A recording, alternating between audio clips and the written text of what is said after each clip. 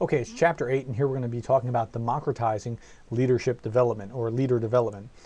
So here we're going to talk about barriers that prevent democratization of leader development. 3 influential frameworks. 2 of these we've talked about significantly already, and then a strategy for implementation process, particularly in places where they can't necessarily access it.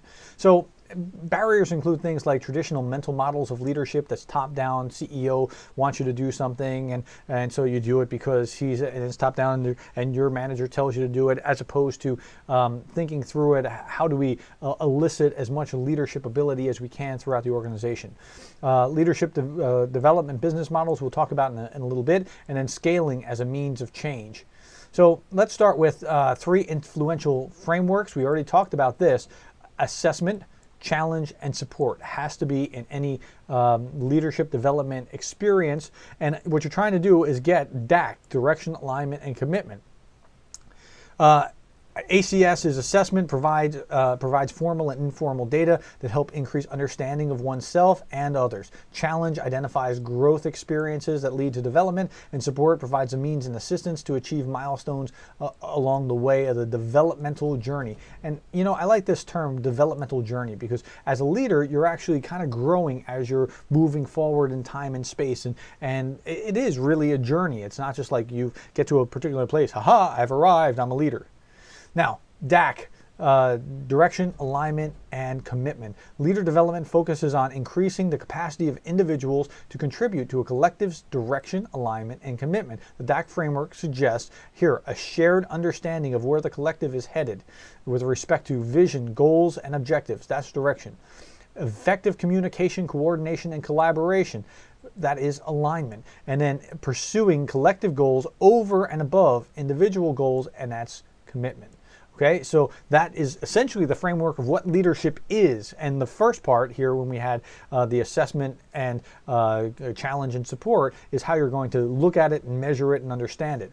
And then strategy and implementation process, we have lessons from market immersions and rapid prototyping.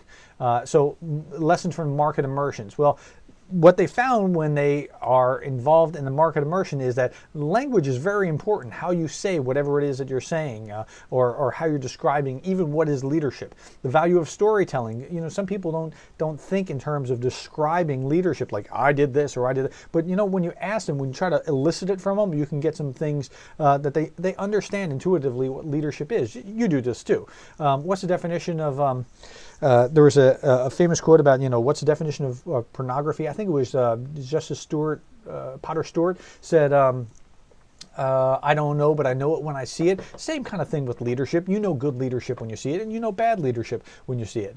Extraordinary challenges facing NGOs and the need to reach young people. But I'm going to focus here on 1 and 2, language and then storytelling. Actually, more storytelling than anything else.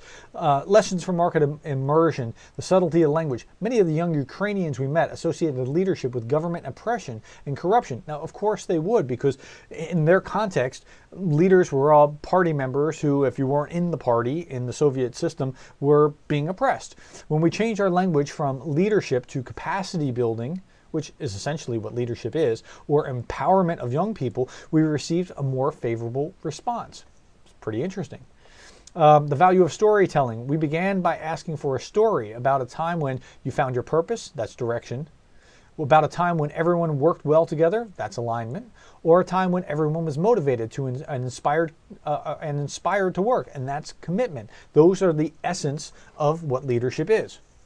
The need to reach young people. When asked how he had arrived, now this was interesting. In the market immersion, a small businessman in India, was asked how he arrived at the importance of leadership development. He said he gained insights from watching beggars at traffic intersection and reflected on why some beggars were more successful than others. He found that it had to do with self-confidence. That's pretty interesting. And so he took from that wow, I really need to teach my people to be leaders. Rapid prototyping, a key assumption of rapid prototyping is that faster learning occurs when you fail early and fail often, and that's very true. Now, that's counterintuitive because we generally think, like, in fact, the reason that you're in this graduate program is because you're trying not to make mistakes.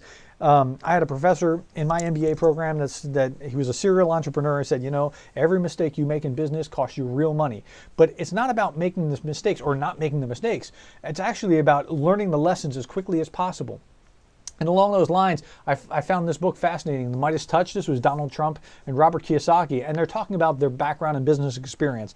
Donald Trump likes to blow his own horn, but even he, in this experience, was very open about mistakes that he made. And Kiyosaki was talking about, I made this mistake, and then I made this mistake, and then I made that mistake. But they learned these lessons about how they should guard their money and how they should build investments and things along those lines because they made these mistakes. So that's what rapid prototyping is. It's fail faster, fail often, and you'll succeed faster. So that's pretty much it for this chapter. Thank you for your time, and we'll talk again in the next chapter.